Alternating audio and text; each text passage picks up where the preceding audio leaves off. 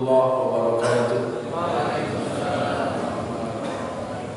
Alhamdulillahirabbil alamin wassalatu wassalamu ala nabiyyina Muhammadin khatamil anbiya'i wal mursalin wa ala alihi wa sahbihi ajma'in wa ba'du.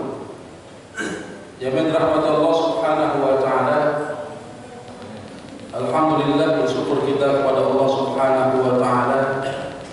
Allah masih memberikan kita nikmat sehat walafiat dikala banyak saudara-saudara kita yang sampai dengan hari ini tidak bisa merasakan nikmatnya beribadah puasa di bulan Ramadan, merasakan nikmatnya berjamaah di masjid ini, karena sampai dengan hari ini Allah masih menguji dengan musibah berupa sakit. Untuk itu kita doakan semoga yang sakit-sakit di antara kita semoga Allah angkat dan sembuhkan penyakit kita semua.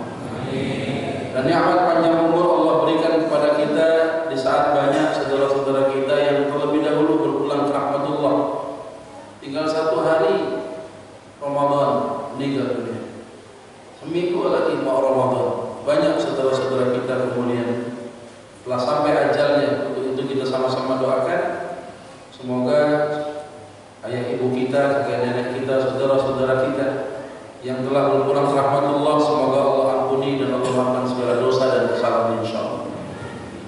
Jamaah rahmat Allah subhanahu wa ta'ala, bicara tentang nikmat umur, semakin dipanjangkan umur kita oleh Allah subhanahu wa ta'ala buat orang yang beriman ini rahmat. Ya. Tapi gak terasa kita kadang-kala semakin bertambahnya umur, dosa-dosa kita juga gak kebayang itu kayak apa itu. Maka pada kesempatan hari ini orang yang bicara belum tentu lebih baik daripada orang yang mendengarkan. Tapi di dalam hati kita punya keinginan yang kuat untuk mengubah kondisi kita hari ini yang mudah-mudahan lebih baik daripada waktu-waktu yang telah lalu. Dan insya Allah hari ini beberapa menit ke depan kita akan melihat bagaimana Al-Quran dan Sunnah Rasulullah SAW memberikan arahan-arahan kepada kita sekalian tentang bagaimana bermuhasabah, memperbaiki mulai dari diri sendiri. Dan di mana Allah Subhanahu wa taala perintahkan kepada kita di dalam Quran surat Al-Hasyr ayat 18. A'udzu billahi minasyaitonir rajim. Bismillahirrahmanirrahim.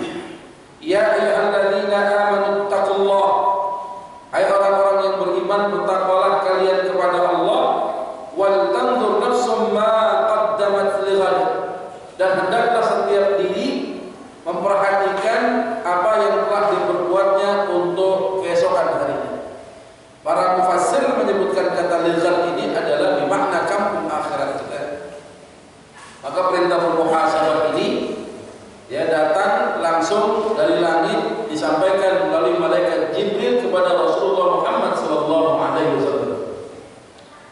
Nah, pada kesempatan subuh yang baik ini insyaallah kita akan membahas 2 fenomena yang ada di sekitar kita. Alladzi khalaqal mauta wal hayah. Dialah Allah Subhanahu wa taala yang telah menciptakan 2 fenomena, fenomena kematian dengan fenomena kehidupan. Setiap detik ada yang mati, setiap detik ada yang lahir. Untuk apa? Liyabluwakum ayyukum ahsanu amala. Untuk menguji siapa di antara kita yang paling baik amal ibadahnya di sisi Allah Subhanahu wa taala. Kita akan awali dengan bagaimana Allah Subhanahu wa taala menciptakan kita. Ketika seorang bertanya kepada Rasulullah Muhammad SAW, ya Rasulullah, bagaimana manusia diciptakan? Dalam satu hadis ini Rasulullah kemudian bersabda, Inna ahadukum yujma'u fi batni ummihi 40 yawman. Bahwa setiap kalian dikumpulkan di dalam perut ibu kalian selama 40 hari 40 malam. Ini yang disebut dengan alam nutfah. Ketika suami menafkahi batin istrinya, maka di dalam perut seorang wanita tertanam 250 juta nutfah. Calon-calon manusia 250 juta ya, berenang menuju satu titik, dipanggil melalui sinyal yang dipancarkan lewat sel telurnya, satu sampai dibuahi ya, Sel telur yang telah dibuahi ini kemudian menyemprotkan zat asam. Untuk apa? Untuk mematikan 200 juta sekian sisanya. Masya Allah. Kalau 250 juta jadi semua kayak apa itu? Ya, bini kita udah malas beranak. Ya, keluar dari mana aja udah. Ya, nah di dalam perut proses pembuahan itu adalah 40 hari 40 malam.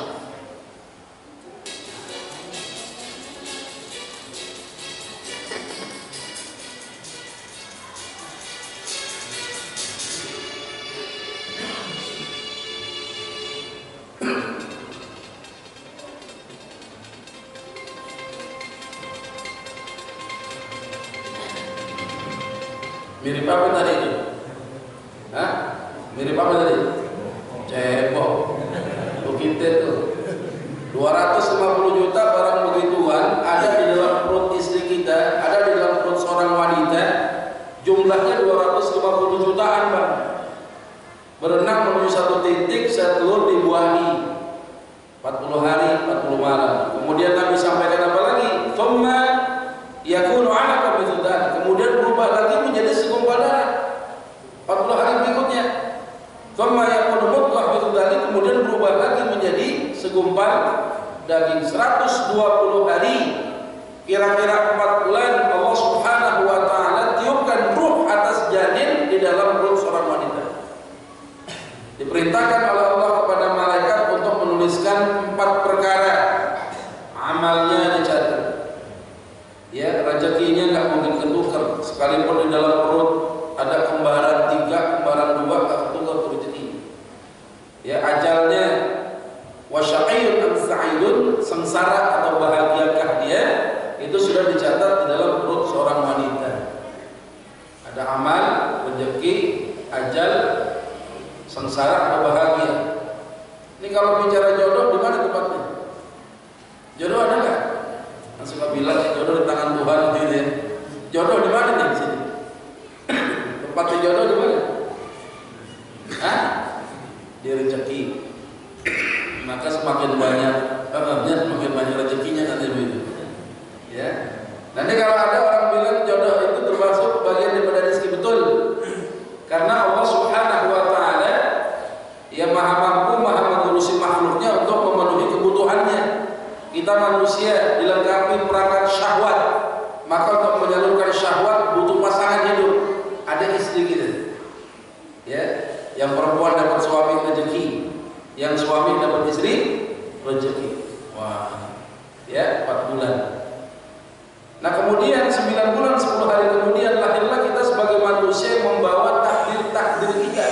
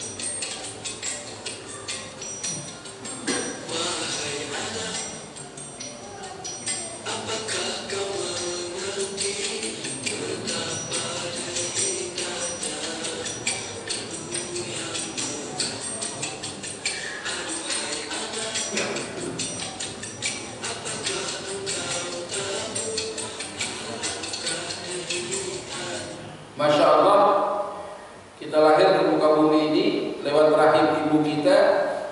Barangkali dalam keadaan tidak biasa.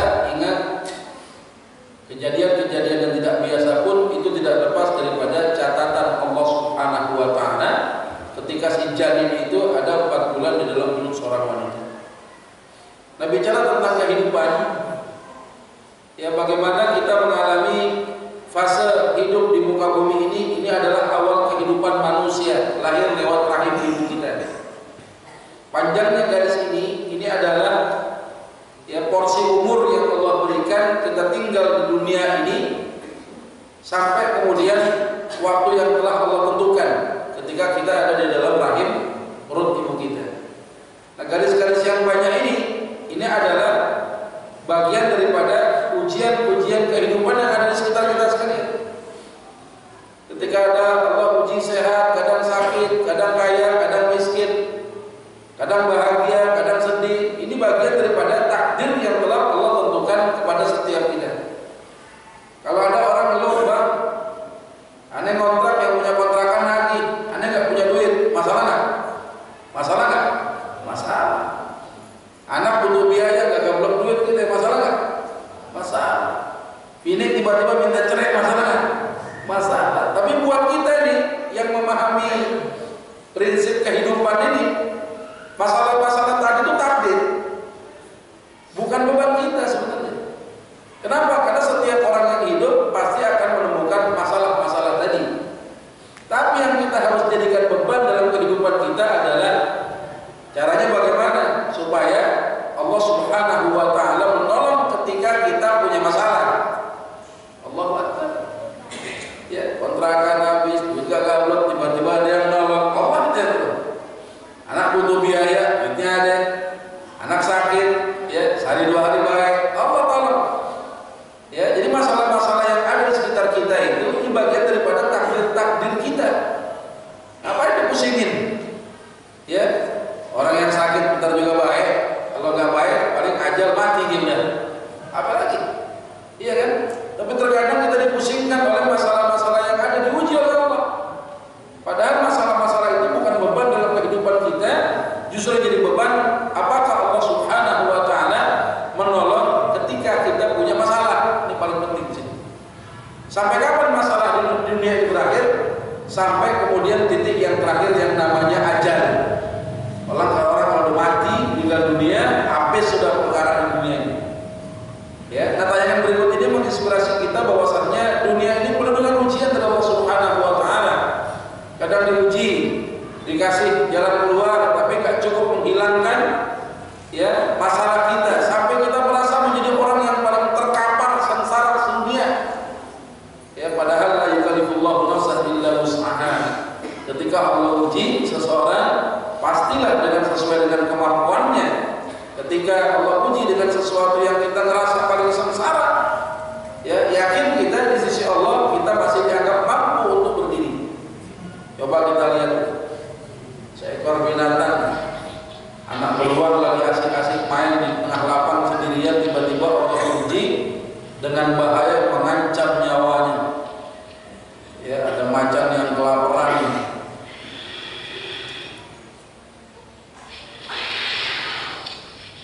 Tahu ada bahaya, si anak beruang ini lari menyelamatkan diri, menghindarkan bahayanya, berharap ke depan nanti ada yang nolong.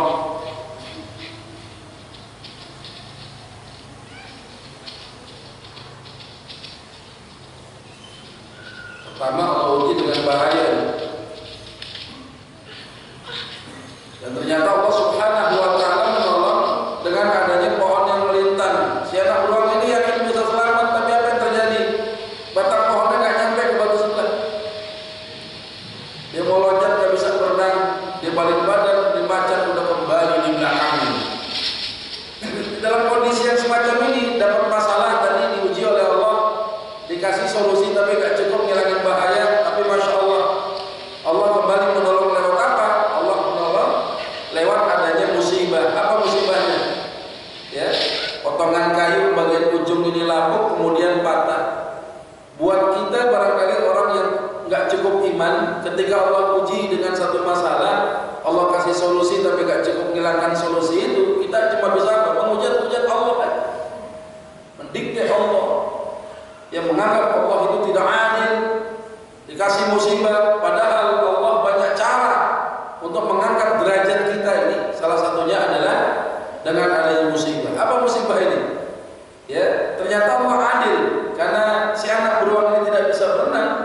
Potongan kayu yang patah ini untuk apa? Untuk menolong ya si anak beruang yang tidak bisa berenang, dan kayu ini dijadikan pelampung buat menopang badan si anak beruang yang tidak bisa berenang. Coba kita lihat, apakah masalahnya sudah selesai dengan Allah berikan musibah tadi? Ya, Allah adil kan, anak beruang tidak bisa berenang, kayu Allah siapkan. Tapi apakah masalahnya sudah selesai? Ternyata tidak. Ini macam-macam perapan. Penasaran dia. Ya, ini macam preman kampung Citayam ini. Ya, ditunggu sampai aliran air yang terakhir menunggu si anak beruang ini. Lagi-lagi Allah uji dengan bahaya baru.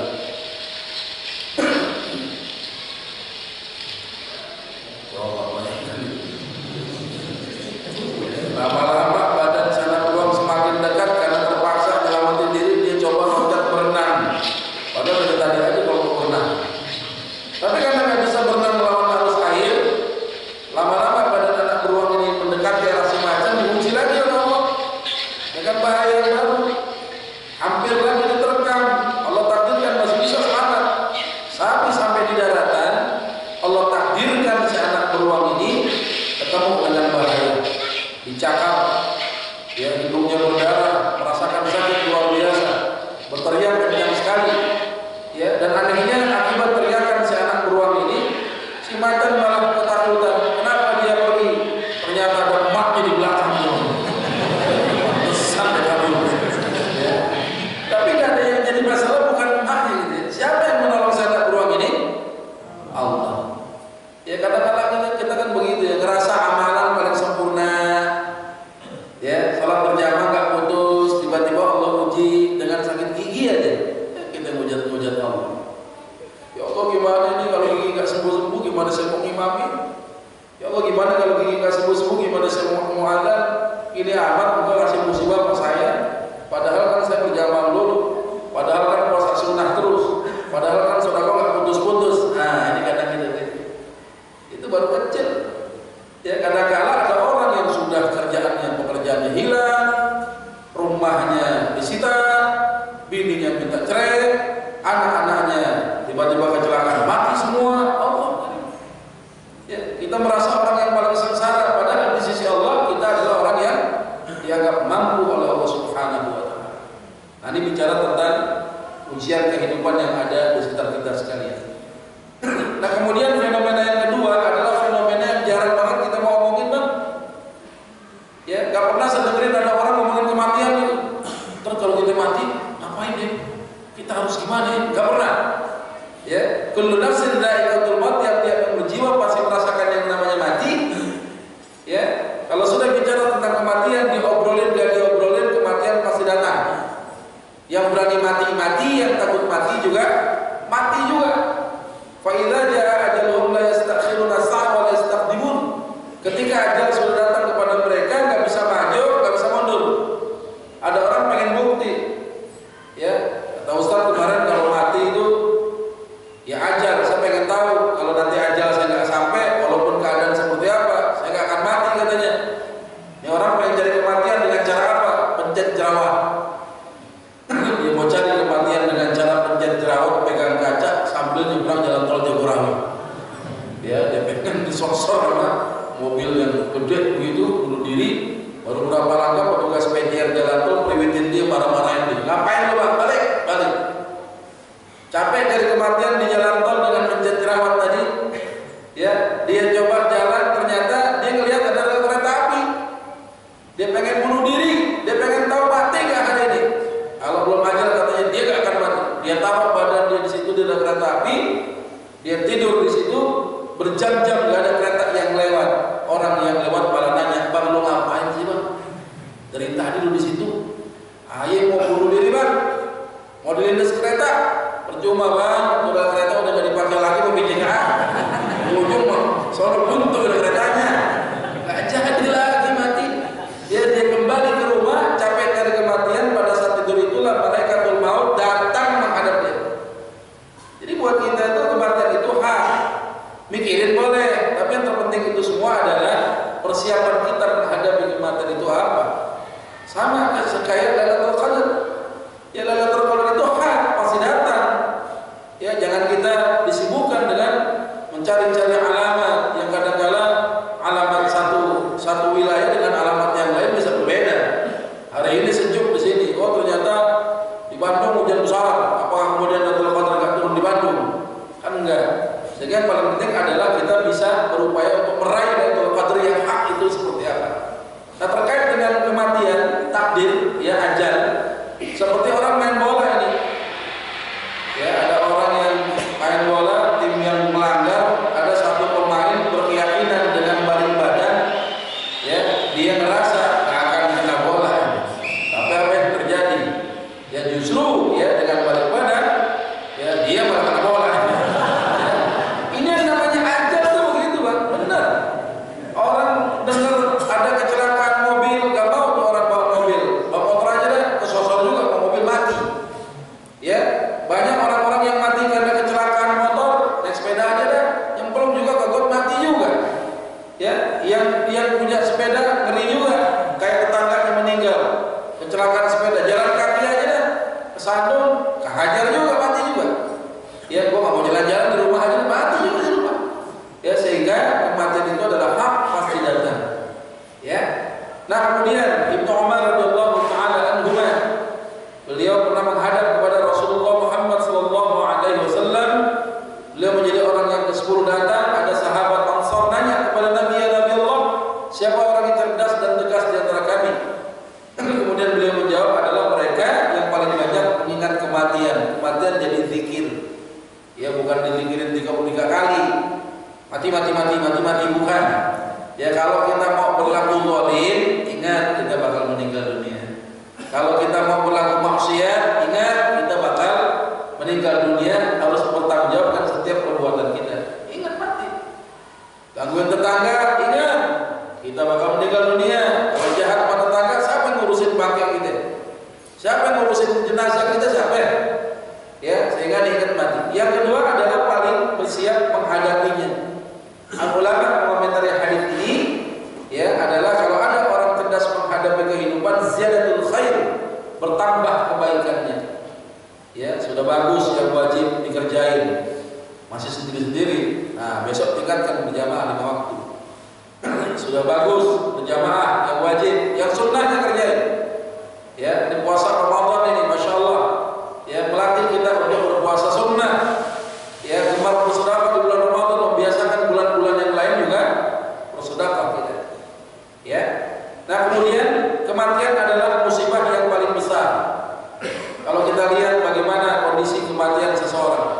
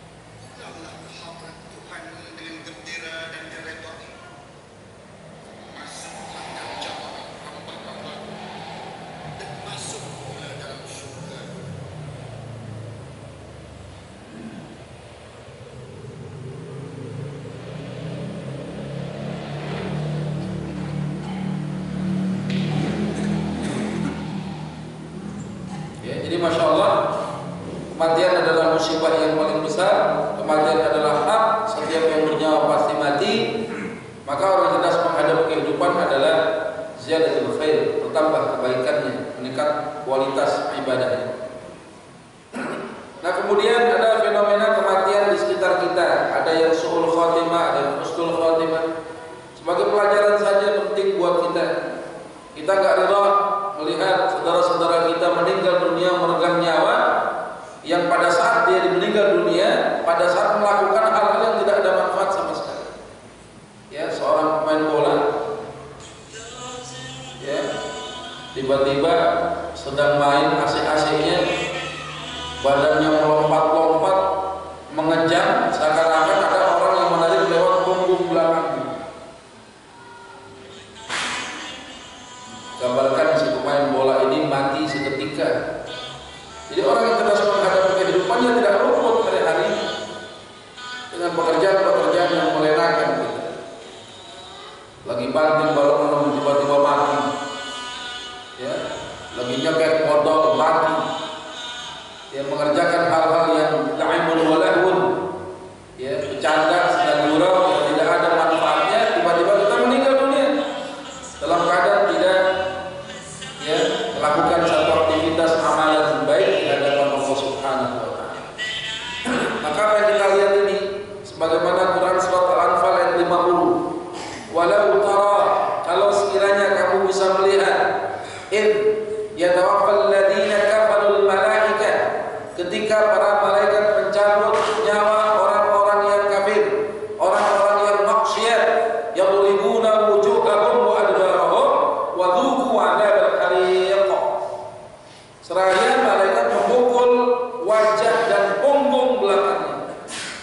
Coba bayangin, malaikatul maut kalau memukul orang kafir, orang yang maksiat, yang ngamprul tulang belulangnya.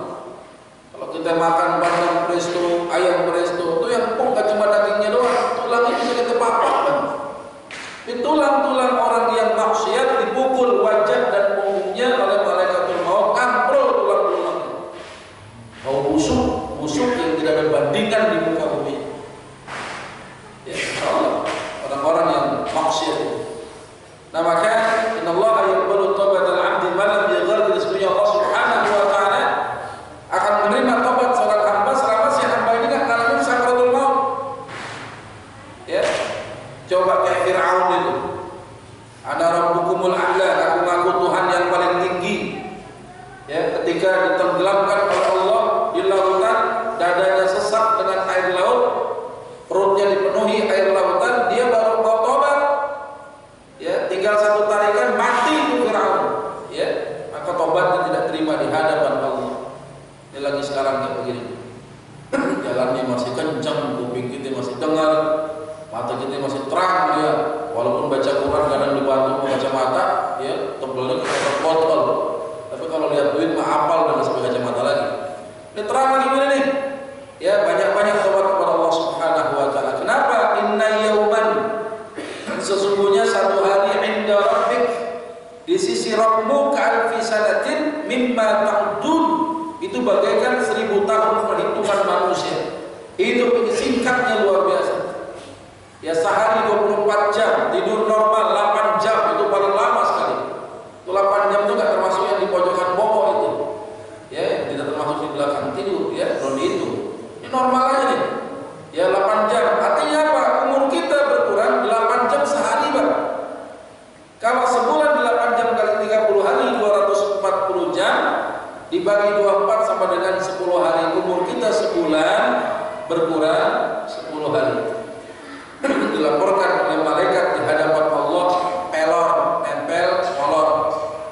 Ya, umur kita itu sebulan 10 hari. Kalau setahun 10 hari dikali 12 bulan 120 hari bagi 30 sama dengan 4 bulan. Kalau umur kita setahun, ada nih, hidup kita setahun, itu berkurang 4 bulan dilaporkan tidur saja. Kalau tiba-tiba antum yang sekarang bawa handphone, tiba-tiba handphonenya bunyi, dilihat di layar handphone, siapa? Oh, malaikat Israel miss call kita.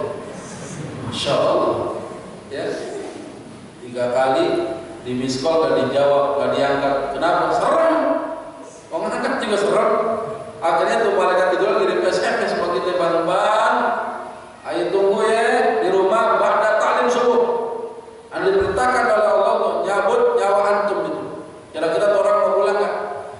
Enggak, Ji balik Ji, anu mau itikaf cah. Tumen-tumenan Ji. Kenapa di rumah malaikat Israel nungguin? Kalau ada orang yang meninggal dunia 60 tahun, tinggal kita hisab aja tuh. Ya 4 bulan kali 60, 240 bulan bagi 12 bulan dalam setahun 20 tahun umur kita. Ya padahal hidupnya 60 tahun.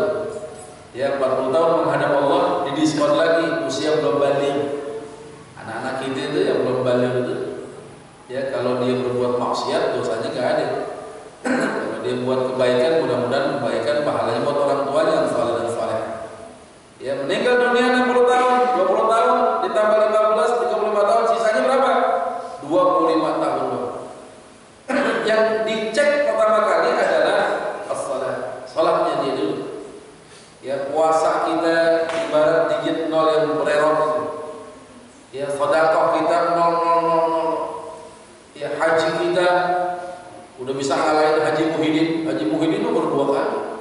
Ini ada tetangga kita haji tiap tahun. Masya Allah. Kerja di travel. Ya jadi bawa jamaah terus.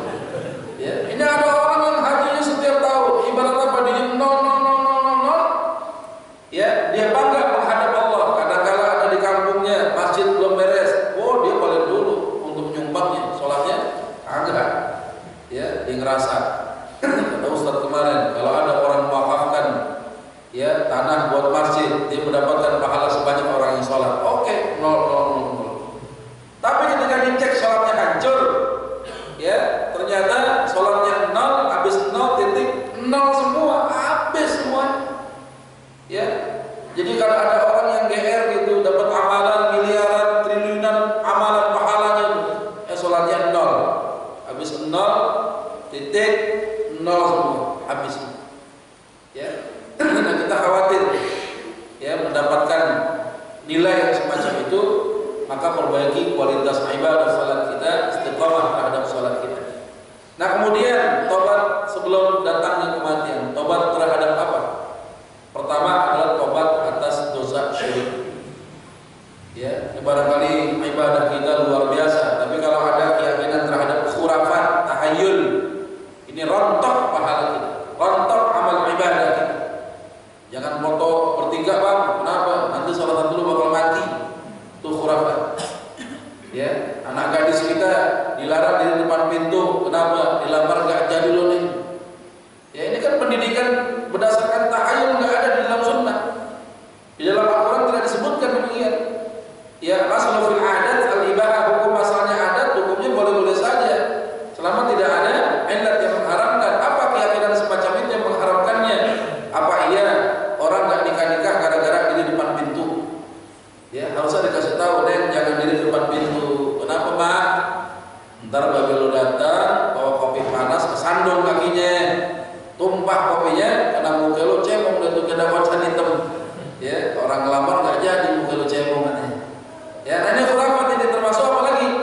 Ya ada orang yang wanita hamil, kudu gantungin bakle, ya gantungin gunting buat apa? Buat nakutin kuntilanak, ya karena khawatir makan janin dia begitu. Ini khurafat semua. Apalagi mereka yang suka bawa kendaraan paling takut tabrak apa? Nabrak kucing. Kalau kucing ditabrak, ngerinya luar biasa tuh orang. Turun dari mobil, dia gali tanah. Jadi ritualnya begitu Pak. Gali tanah dengan tangannya sendiri, dibikin lubang, kemudian dengan alat yang lain. Tuh kucing kemudian bangkainya dipakai, dibungkus dengan baju yang dipakai, dibuka gitu. Ya dibungkus itu kucing, kemudian ditaruh di lubang, ya dipendam pakai tanah, kasihin kembang, didoain lagi. Ya biar enggak ada musibah sama dirinya. Coba. Ya, jadi kadang-kala istri-istri berteriak, Ustaz gimana ya? Lagi saya kok selingkuh kayaknya. Kenapa? Pulang gak pakai baju. Jangan selingkuh, nabrak kucing kali. Ya, ini kan demikian. Ini khurafat. Ya ini khurafat. Kadang-kala ada orang tua mendidik anaknya dengan khurafat, dengan tahayul. Jangan makan pisang bagian pinggir loh. Ntar jadi orang yang dipikirkan katanya. Ya padahal takjil kemarin kita cari tukang gorengan, beli pisang goreng gak tahu mana yang tengah mana yang pinggir. Kita sikat aja. Gak ada urusan. Ya ada khilafah. Ya kadang-kadang itu terjadi di masyarakat kita. Ya kayak misalnya apa? Ya, anak kecil kenapa sih harus ada disuntik untuk campak? Kenapa? Biar gede gak dicampakin orang. Jaya. Itu apaan itu? Ada suntik campak biar dicampakin orang. Dan termasuk mereka yang senangnya bergaul dengan apa? Ah ini nih.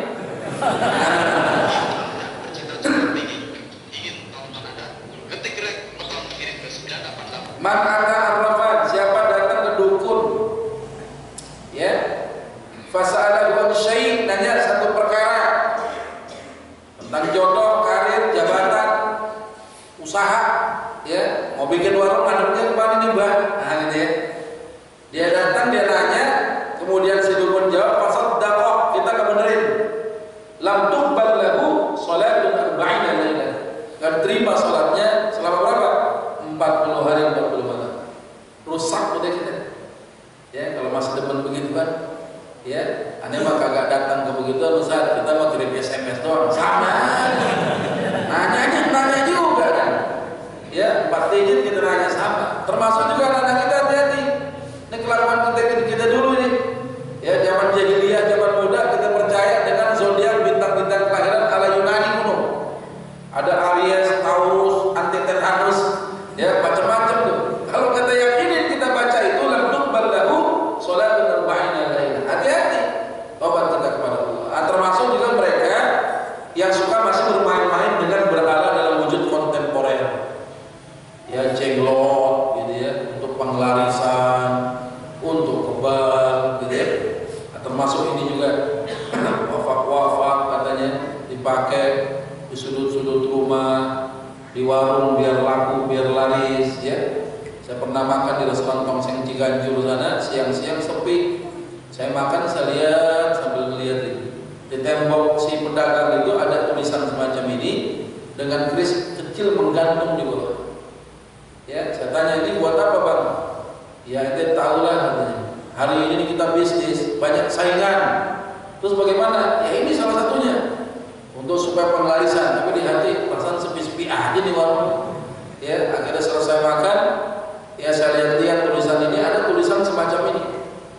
Saya tanya, antum tahu nggak ini tulisannya apa? Nggak tahu. Ini saya baca ini tulisan ini ya. Au kelak. Dia kaget. Apa ya? Ente lihat. Waduh, guru saya kasih jimat salah ini. Pantesan sebulan sepi mulu Mbak. Ya, hati-hati. Ya, kadang-kadang ada guru-guru wijaya nggak jelas ya. Alif-alif bapak lam, apa bapak lam? Bapak lo begitu. Ya, kita ditipu doang. Ya, kita ditipu dengan mereka yang nggak ada kerjaan, mau duit. Yang mereka sedang lapar kalau nggak dapat makanan. Ya, yang mereka jadi takut mati. Ya, tiba-tiba ngasih sesuatu begitu jangan. Berkah hidup kita. Dagang dengan cara yang tidak sesuai dengan kaidah-kaidah syar'i. Banyak lagi. Quran ikhtimam, Qurannya cakap tapi nggak pernah dibaca tiap malam Jumat dimandiin minyak wangi. Ya, golok-golok ada jinnya, ini juga hati-hati. Ya, batu-batu cincin nih, saya punya gede nih. Ya, nah ini penghiasannya melingkar di jari. Ya, tapi kalau punya keyakinan batu ini punya kekuatan, hati-hati. Ya, dulu tahun 2015 kemarin lagi demamnya batu akik ditawarin saya. Bang, beli batu saya, hebat. Hebatnya di mana? Ada isinya, Bang. Saya nanya, kira-kira kalau isinya habis gimana? Oh, bisa diisi ulang, Bang. Tujuan hebat banget. Kayak air galon. Ya, jangan-jangan tujuan ada elektrik mau kotor lagi. Ya, coba bayangin. Kalau ada orang punya keyakinan pakai batu ini, dia punya karisma, dia laris, dagangannya, tahu betul. Ya, maka hati-hati. Ini yang merontokkan amalan ibadah kita. Ya, yang pakai security, ikat pinggang, kebal. Ada satpam di sini. Satpam suruh ngaji, jangan suruh jaga di sana. Ya. Nah, kemudian lagi, ya ini yang disebut dengan rompi antuk semua. Ya, jangankan golok pelor aja melengos. Yang nembak merem. Ya. Ini pernah saya bakar, salah satunya ini pernah saya bakar nih. Saya buktikan di depan jamaah, ayo kita buktikan bisa nggak yang melindungi diri dia. Ternyata habis nggak ada sisanya. Ya, artinya apa? Bagaimana mungkin dia bisa memberikan efek pelindungan padahal dia sendiri tidak bisa melindungi dirinya sendiri. Kan kerjaan dia kafir ini, hati-hati. Ya, termasuk ini. Jaketnya sekeren tapi dalamnya ada ini. Ya. Alat-alat buat zikir, ya kita mengenal katanya ini tasbih gitu ya. Ya buat zikir silakan saja. Tapi kalau ada orang kesurupan tiba-tiba kita minta ngobatin begitu, yang kesurupan ditumpuk pakai ditaruh sampai berantakan tiba-tiba baik, jinnya keluar, itu jin lagi nipu kita, Bang. Lagi nipu kita supaya apa? Kita punya keyakinan bahwa tasbih yang kita gunakan itu punya kekuatan. Ingat cerita Imam Ahmad. Imam Ahmad seorang ulama besar ketika terjadi kesurupan massal. Jadi kesurupan massal itu nggak cuma sekarang doang. Ya, dulu sudah ada serangan jin kesurupan massal. Orangnya datang menghadap Imam Ahmad. Ya Imam, kampung kami lagi diserang kesurupan, masukkan jin. Ada warga kami kena ini kemasukan jin. Bagaimana cara ngobatinnya? Imam Ahmad kasih sendalnya. Ini bawa sendal gua. Dibawa tuh sendal. Ketika sendal dibawa, ada orang kesurupan cuma dikasih lihat sendal Imam Ahmad. Baik. Ya orang yang bawa sendal bilang begini, hebat banget tuh sendal. Ya sakti banget nih. Akhirnya dipulangin kepada Imam Ahmad. Berapa tahun kemudian beliau meninggal dunia. Imam Ahmad meninggal dunia. Terjadi kesurupan lagi. Orang yang dulu pernah ngobatin pakai sendal Imam Ahmad datang lagi kepada beliau. Ya kepada keluarganya, pinjem dong sendalnya Imam Ahmad, ada nggak? Buat apa? Dulu saya ngobatin orang kesurupan pakai sendal beliau. Dibawa sendalnya, diperlihatkan sampai kesurupan nggak baik-baik. Sampai itu kesel yang ngobatin dipukul-pukul kepalanya pakai sendal Imam Ahmad, nggak baik-baik juga. Bahkan si jin ketawa ini. Bang, dulu mah aku nggak takut sama sendalnya, tapi takut sama orang yang punya sendal. Itu ulama besar. Ya sekarang ulama sudah meninggal dunia karena aku tidak pernah takut dengan sendal ini. Ulama sudah meninggal dunia, nggak ada yang aku takuti. Coba. Ya, nah ini kan kadang itu terjadi di masyarakat kita. Ini banyak sekali nih. Nah ini yang mau jadi ketua RW seumur hidup imannya ini kan. Tongkat kembar dalam muslah ini. Ya banyak sekali. Ya contoh-contoh wujud-wujud berhala secara kontemporer ini ada di sekitar kita. Ya, nah ini macam-macam. Nah ini adalah bagian daripada yang perkara yang merusak, ya perkara yang merusak amal ibadah kita, akidah kita, kemudian bisa tergadaikan dengan adanya keyakinan semacam itu, ya maka tobat kepada Allah Subhanahu Wa Taala, jauhkan ya i'tiqad yang mengandung kesyirikan di hadapan Allah Subhanahu Wa Taala. Yang kedua, nih kayak sekarang ini tobat kita nih. Banyak-banyak taklim.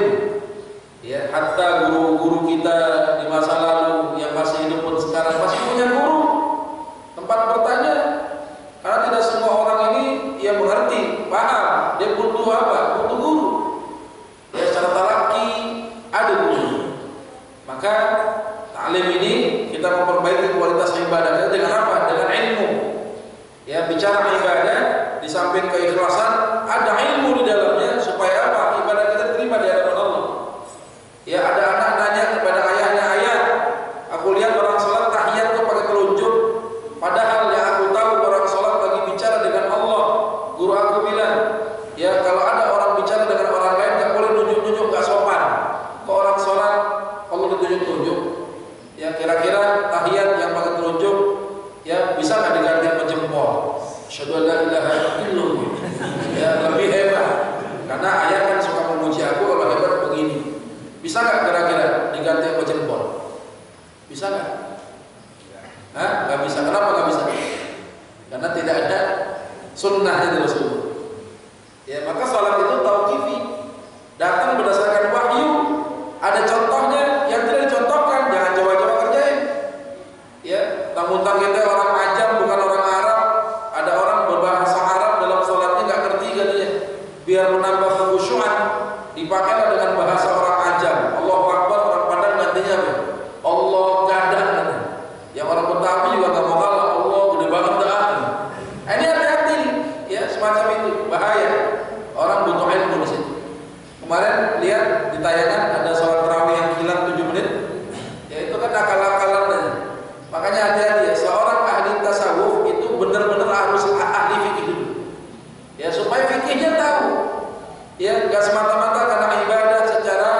batin saja, tapi zahirnya tidak sesuai dengan syarat wudu, hati-hati. Ya, ada terlihat di situ, sujudnya belum sampai menyentuh tanah sudah bangkit. Ini siapa yang ngajarin? Ya, tradisi kalau tidak sesuai perkembangan ini, ya hasil ijtihad. Kalau ijtihadnya tidak sesuai, kita boleh tinggalkan ijtihad seorang ulama. Ya, jangan diikutin terus begitu ya. Nah, ini ada contoh misalnya. Ya, si anak nanya lagi sama seorang ayah, ya, aku lihat muadzin ada yang tutup kuping kalau azan. Allahu Akbar, Allahu Akbar. Kenapa kau muadzin harus tutup kupingnya? Kenapa? Karena kalau ada orang azan yang ditutup mulut, azannya nggak kedengeran. Ya, itu aja repot. Ya. Nah, ini bagaimana berbagi kualitas ibadah kita? Ada imam sabnu hadis sahih melarang kita sholat di belakang saf sendirian. Sholatnya sah, ulama sampaikan, tapi dia tidak mendapatkan fadilah sholat berjamaah, terpisah dia. Ada hadis yang dianggap sebagian ulama hadis dhaif tentang menarik orang yang ada di depannya untuk pindah ke belakang. Pertanyaannya sekarang, bagaimana kalau ada orang mau sholat berjamaah, dia tinggal sendiri di belakang, dia nunggu lama, nggak ada orang yang mau datang. Ya, apakah dia nggak jadi berjamaah? Oh, sayang banget. Sehingga yang dhaif tadi boleh kita lakukan untuk menarik orang pindah ke belakangnya untuk mendapatkan saf yang baru.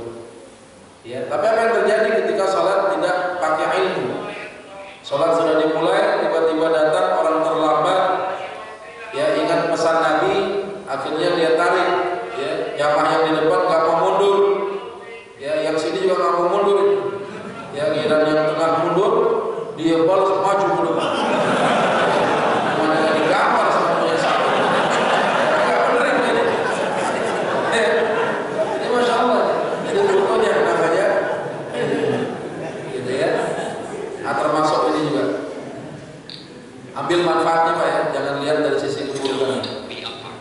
Ya, datang ke masjid itu harus kasih kemudahan. Ya, jangan orang mau lewat, ya pintunya nggak bisa dibuka, susah. Ya, datang ke tempat sholat berjamaah jangan tergesa-gesa macam begini, makruh. Ya, apalagi ketika khatib menyampaikan khutbah, dilarang kita berbicara, walaupun si khatib ustaznya kita kenal, datang, assalamualaikum ustaz. Ya, boleh. Ya, sholat dengan baju bergambar ini makruh hukumnya. Ya, termasuk juga ini. Nah,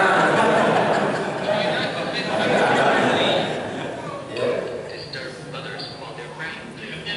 Nah, ini kadang-kadang syaitan itu kan sifatnya yang suka menjauhkan ketaatan. Syaitan itu minal jin wan nas.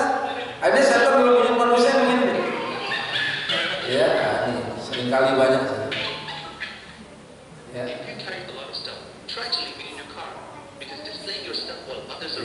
Nah, ini kadang-kadang kita sholat makruh menyimpan sesuatu di dalam kantong untuk mengganggu khusyuk.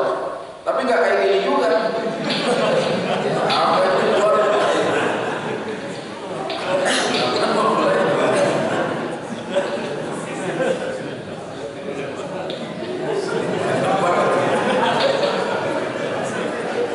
Apa jadi keluar? Boleh. Ah, saya ada lagi. Ini nggak begini juga ya. Nah, bicara sunnah, kalau begini kan nyakitin orang. Ya, sunnahnya memang begitu. Ya, tapi kalau bicara tentang sunnah, orang lagi padat-padatnya jangan bikin nyakitin orang. Jadi datang ke masjid, ya sunnahnya itu wangi kita. Ini jangan sampai bau badan kita ini mengganggu orang lain, apalagi sampai memakan sesuatu yang bau-bau makruh. Nah, kalau terjadi seperti ini kan repot juga urusan. Nah, sunnahnya masjid wangi. Nah, kalau ada orang yang sudah duduk di tempat kita, dia lebih awal datangnya, itu nggak boleh kita usir. Ya, ini duduk tempat saya, pindah-pindah.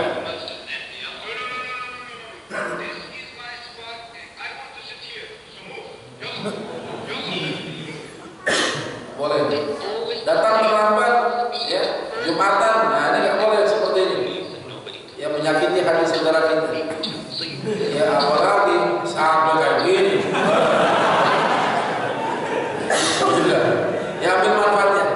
Ya ini seringkali ya orang nggak pakai ilmu ibadahnya tertolak. Ya, ciptakan peluang kebaikan dan hindari maksiat dan dosa sama manusia. Rasulullah sampai bersumpah ya 3 kali, wallahi la yu'min tsalatsan. Demi Allah seorang tidak beriman. Man ya Rasulullah, siapa orang yang beriman itu ya Rasul? Ya mereka yang tetangganya tidak aman daripada tingkah laku perbuatan. Ya enggak beriman kita kalau masih punya dosa kepada manusia. Al-Imam An-Nawawi rahimahullah menurut mazhab Syafi'i, beliau memberikan arahan ketika ada orang dosa enggak salat dia, enggak ada hubungannya dengan orang lain, jangan minta maaf sama orang, taubatnya sama Allah. Tapi kalau sama manusia, ngambil tanah, bagi-bagi warisan enggak sesuai dengan hukum Allah, ya, pengen dibagi rata aja untuk perempuan, sampai ngancem kadang. Pokoknya kalau akan dibagi rata, Bang, lu jangan anggap gua jadi saudara lu, gitu. Ya, akhirnya dibagi dengan cara yang tidak halal. Ya, haram hukumnya. Padahal Siti Aisyah radhiyallahu taala anha, beliau pernah peringatkan dengan sabda Nabi ketika ada 2 orang bersengketa masalah tanah. Ya, apa kata beliau? Ya, Rasulullah sampaikan, "Man zalama qid shibrin min al-ardh." Barang siapa yang mengambil tanah kira-kira sejengkal secara aniaya, apa yang terjadi? Dikalungkan di lehernya 7 lapis bumi. 1 jengkal. Kalau 100 meter berapa jengkal? 100 meter berapa jengkal? Ya, sampai berat badan kita nanti di padang mahsyar demi Allah. Ada orang-orang yang tidak sanggup mengangkat kepalanya. Kenapa? Berat bandulannya.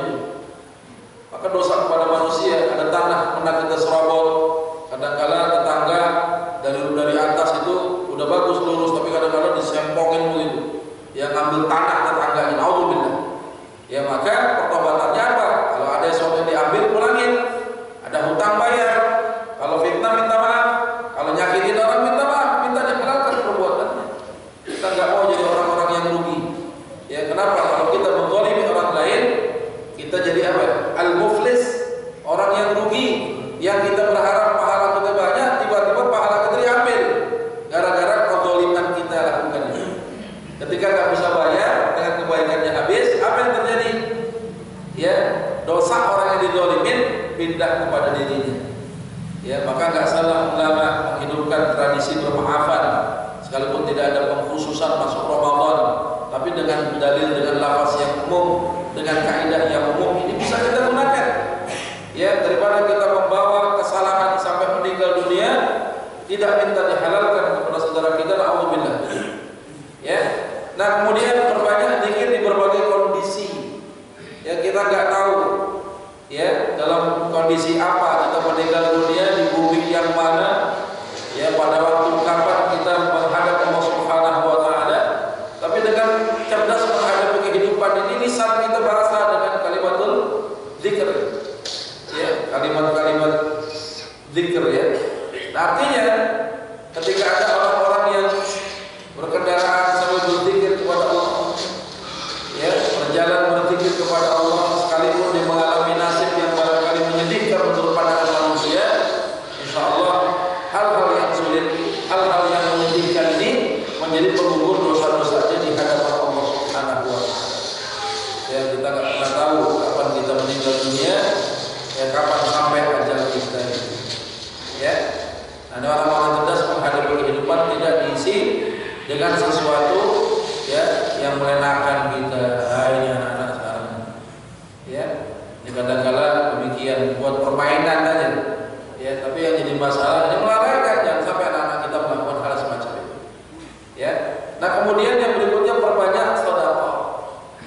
Ya, sedekah di bulan yang lain Rasulullah gemar bersedekah, tapi di bulan Ramadan kegemaran beliau melebihi ketimbang bulan-bulan sebelumnya. Ini bicara sedekah kan bicara kesempatan. Ya, wa anfiqu mimma razaqnakum min qabli an ya'tiya ahadakumul maut. Infakkanlah sebagian harta yang kami berikan kepadamu sebelum kematian itu akan datang kepada salah seorang di antara kalian, baru saja terpisah dengan jasad. Ya, si mayat ini meminta kepada Allah, fa yaqulu rabbi laula akhartani ila ajal. Ya Rabb kami, ya Rabbku,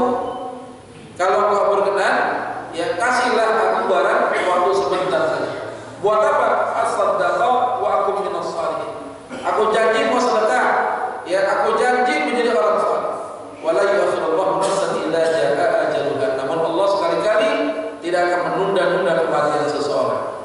Ada hadis Nabi cukup mengerikan, ya, buat kita yang lalai. Tasaddaqu fa innahu ya'ti 'alaikum zaman. Bersedekahlah kalian sebelum ada masa yang datang di antaramu yamshur rajul bi sadaqatihi. Seorang berjalan membawa sedekahnya, dia bawa emas, bawa perak, bawa makanan, bawa baju bagus-bagus, masuk kampung, keluar kampung, ketok rumah satu ke rumah yang lain, dia bawa sedekah, mau nyerahin sedekah, fala yajidu man yaqbaluha, enggak ada yang mau terima sedekah dia. Alasannya apa? Semua orang kaya. Kita yang belum kaya barangkali dengarnya enak, kaya kita besok, sampai bilang enak. Justru pada saat itu semua orang kaya, punya harta semua, susah hidup kita. Kenapa? Pembantu kita suruh kerja, gak mau lagi jadi babu di rumah kita. Kenapa? Udah kaya. Supir yang kita marah-marahin kalau terlambat suruh kerja lagi, gak mau ke supir. Kenapa?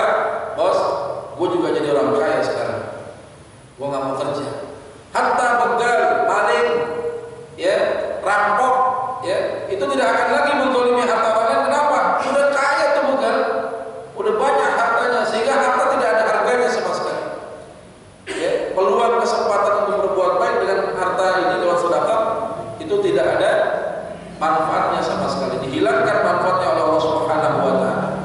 Ketika si fulan ini senang ketemu orang yang dulu pernah terima sedekah dia, apa yang terjadi? Ya fulan, ta'al ya fulan, kemari kamu kemari. Saya bawa emas ini, saya bawa merah, saya bawa baju bagus sekali, saya mau kasih kepada kamu. Ya, apa kata si laki-laki ini? Yaqulur rajul law ji'ta biha bil ams laqabiltuha. Bang, kalau dulu ente bawa sedekahnya kemarin, saya terima, Bang. Fa ammal yaum la hajat li biha. Ya, sedangkan hari ini saya enggak butuh sedekahmu, coba bayangin. Ya, ini kalau kita enggak manfaatkan kerja sekian tahun, dapat gaji kita senang, kita cuma habis untuk urusan mulut perut kita doang, yang memperkaya diri sendiri, tapi gak pernah memberikan kesempatan berinfak di jalan Allah, maka rugi besar. Ya, karena harta sesungguhnya adalah harta yang hakiki, harta yang sempat disedekahkan. Ya, ada 3 amalan yang tidak pernah putus ketika anak Adam meninggal dunia. Minha diantaranya bin sedekah jariyah. Sedekah jariyah bermakna wakaf. Ya, antum memberikan sesuatu yang bisa diambil produktivitasnya, wakaf ini. Orang yang meninggal dunia tetap panjang umur. Kenapa? Namanya masih disebut-sebut. Didoakan oleh orang yang pakai, ya, sesuatu yang dijadikan objek wakaf itu. Maka hati-hati, ya, kita berlomba-lomba kejar dunia, kita meninggal dunia, ternyata harta kita tidak memberikan manfaat apapun. Ngeri kita. Ya, maka kalau di bulan yang lain, ya, di bulan yang lain biasa kita ngasih yang begini doang, gitu ya. Bulan Ramadan ini, masya Allah, jadikan Ramadan kita yang terakhir dalam hidup kita. Setiap malam kan gak ada salahnya kita bersedekah. Ya, Soekarno-Hatta siap pakai peci masuk masjid. Ya, jangan yang ini bawa golok ke masjid mau orang. Ya, jadi siap pakai peci masuk masjid. Jangan ke mall, gak pantas di mall. Ya, pakai peci ke mall, tempat hiburan. Ya, ini sedekah. Ya, makanya penting sekali untuk kita memanfaatkan harta kita. Nah, yang berikutnya istiqomah di dalam sholat kita. Kita nggak pengen kita mengalami nasib yang semacam ini. Diberitakan dia adalah seorang remaja muslim meninggal pada usia 12 Seorang meninggal dunia, anak muda, rusak agamanya karena lalai di dalam sholatnya. dan sering melalaikan sholat. Setelah 3 jam dikuburkan, Baru aja 3 jam dikubur. menginginkan membongkar kembali kuburannya untuk keperluan otopsi. Dan apa yang terjadi setelah mayat tersebut dikeluarkan dari kuburan? Pandangan yang sangat mengerikan. Rambutnya kita berubah jadi beruban. Dari mulut dan hidung keluar darah segar, seperti baru saja mengalami keraskan penyiksaan. Buat kita ambil ibrohnya terbaik. Ya, kita nggak ridho anak kita mengalami nasib semacam ini. Maka musibah terbesar ya dalam kehidupan kita manakala keluarga kita nggak sholat. Ya, seorang suami datang ke masjid sholat subuh, nggak ngebangunin bininya sampai waktu syuruk, sholat subuhnya sudah habis, antum nanti pulang, ternyata bini kita masih ngelingkar keluar kadut pas sholat subuh. Yang dosa siapa? Yang dosa siapa?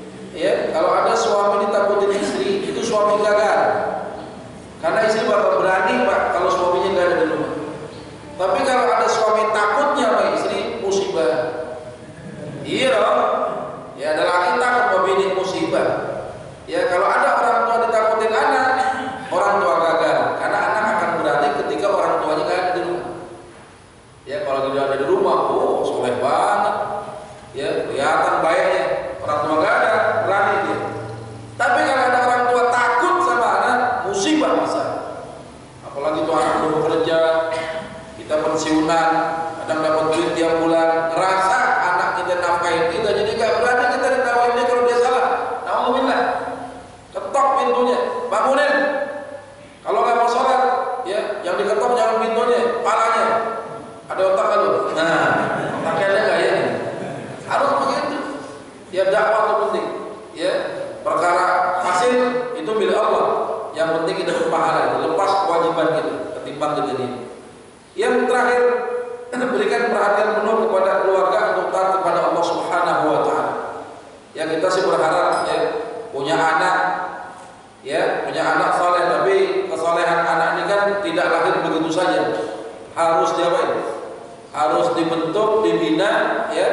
Ini penting. Kenapa? Karena anak-anak kita ya ini akan mengikuti pola-pola yang dilakukan oleh orang tuanya. Orang tuanya ngerokok, anaknya pasti ngerokok. Ya. Orang tuanya jorok, anaknya juga jorok juga. Ya, anak-anak kita ya. Begitu pola-pola orang tuanya. Orang tuanya suka marah-marah, anaknya juga marah. Ya. Ya, orang tuanya suka mencaci maki orang, anaknya juga akan mengikuti cara-cara orang tuanya. Ya, orang tuanya usil, anaknya usil. Ibunya marah-marah sama anaknya, ya. Anaknya yang pertama akan marah kepada adiknya. Ada suami istri berantem di depan anaknya, bukan tidak mungkin ayahnya, suaminya sama anaknya berlomba-lomba untuk mukul emaknya. Ya, tapi ketika ada sesuatu yang ditampakkan di sebuah kebaikan, anak kita akan mengikuti kebaikan itu. Ya, maka qudwah itu penting. Ya, qudwah, contoh terbaik itu adalah penting. Maka kita ya jangan sampai dituntut di hadapan Allah Subhanahu wa taala gara-gara apa? Gara-gara kita tidak mendakwahi keluarga kita. Ada orang keluarga ketika ayahnya meninggal dunia bagi-bagi waris tidak sesuai dengan hukum Allah. Tiba-tiba dimasukin ke neraka, ditanya ke malaikat, kenapa lu masuk neraka?" "Saya ini dulu makanin harta saudara saya bagi waris tidak sesuai." "Loh, kenapa?" "Saya nggak pernah diajarin sama bapak saya." Dipanggil si fulan. "Ya fulan, kamu ayahnya sini." "Iya, kenapa nggak ngajarin dia waris?" "Saya juga nggak bisa." Ya, kadang-kala orang tuanya nggak ngerti juga tuh. Salah satu ilmu yang dicabut ya di akhir zaman nanti, salah satunya apa? Ilmu waris. Maka mudah-mudahan nanti pengurus siapkan waktu terbaik ya, kita akan gelar pelatihan ilmu waris ya, menghindarkan apa?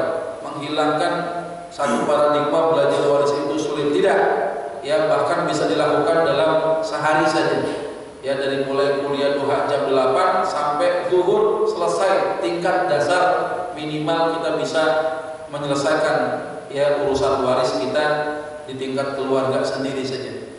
Ya, nah ini mudah-mudahan ini yang bisa disampaikan. Semoga Allah Subhanahu wa taala memberikan kemampuan kepada kita untuk menjadi orang yang lebih baik. Mohon maaf kalau ada tayangan-tayangan yang tidak berkenan. Ini hanya sebagai cara saja ya saya secara pribadi untuk bisa antum memudahkan ya memahami apa yang bisa saya sampaikan, bukan tujuan kita, tapi hanya alat saja untuk memudahkan kita. Sebelum ditutup, kalau ada pertanyaan silakan, boleh Pak Nasrul, kalau ada pertanyaan boleh. Ya, silakan. Nanya waris boleh, nanya apa saya silakan. Mudah-mudahan kalau yang nggak bisa saya jawab. Dalam materi atau mau ngopi juga boleh kan? Boleh, boleh. Tapi jangan ngopi nunggu beduk nanti. Ada pertanyaan? Silakan. Ada? Cukup ya, alhamdulillah. Ya, dengan diamnya antum, saya berhusnudzon, berprasangka baik, berarti antum sudah paham. Ya, sekedar informasi. Ya, banyak beredar pemahaman di masyarakat tentang harta gono gini. Padahal dalam Islam itu tidak dikenal harta gono gini. Ada 5 bukti dalil yang buktikan bahwa Islam tidak mengenal harta gono gini. Ya, sumber pangkalnya dari mana? Undang-Undang Perkawinan Nomor 1 Pasal 35 Tahun 74. Ini yang menjadi biang masalah. Ya, negeri kita tidak berhukum dengan hukum Allah, sekaligus berkompilasi ya hukum positif, tapi banyak yang tidak memakai hukum agama kita. Ya, hukum warisan Belanda itu ada di negeri kita. Ketika orang menikah dengan seorang wanita kaya, maka hartanya menjadi milik bersama. Ini kan salah. Ya, di dalam Islam harta suami milik suami, harta istri milik istri. Belum lagi bicara tentang warisan yang senang bagi rata, yang penting ridho. Siapa bilang? Ya, muslimuna ala syurutihim. Orang Islam memang boleh sepakat. Illa syartan harrama halalan atau halal muhammad. Ya, kecuali terhadap syarat yang mengharamkan yang dihalalkan atau menghalalkan yang diharamkan, nggak boleh. Ya, bagi-bagi rata itu hukum manusia, nggak adil. Justru keadilan itu milik Allah, membagi setiap hak kita berbeda. Kapan wanita jadi seorang anak perempuan, jadi ibu, ya jadi istri, jadi saudara, itu pembagiannya adalah sesuatu yang berbeda. Ya, mudah-mudahan disiapkan waktunya. Ya, ini menjadi pembahasan yang cukup hangat ya di perkantoran di Jakarta, Jabodetabek begitu, jangan sampai antum ketinggalan. Tapi mudah-mudahan sih kalau sudah pernah dilakukan di sini, alhamdulillah gitu ya. Ini insyaallah kita berjumpa lagi, Allah pertemukan kita. Ya semoga bermanfaat. Subhanakallahumma wa bihamdika asyhadu an la ilaha illa anta